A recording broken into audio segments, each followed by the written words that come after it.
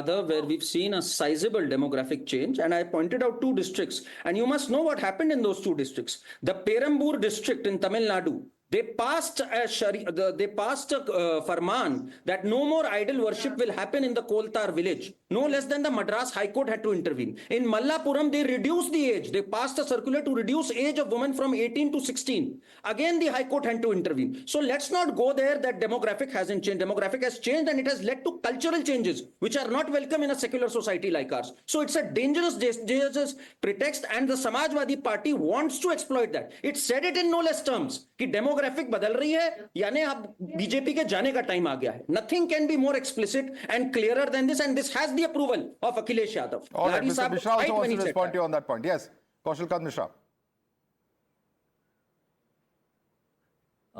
माधव, पंकज जी जो बोल रहे थे, मुझे तो समझ में नहीं आ रहा. पंकज जी तो पत्रकार हैं और कहां से ये आंकड़े ले आते हैं.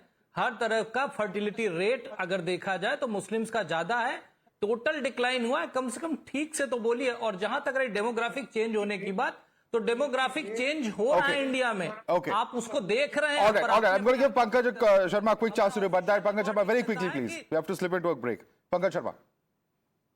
See, fertility rate among Muslims fell down from 4.41 to 2.36 between 92 and 2021, while it dropped from 3.3 to 1.94 for Hindus. In Muslims, it has dropped from 4.41 to 2.36. So fertility rate among Muslims has gone down. Who told you this? This is the reality. All right.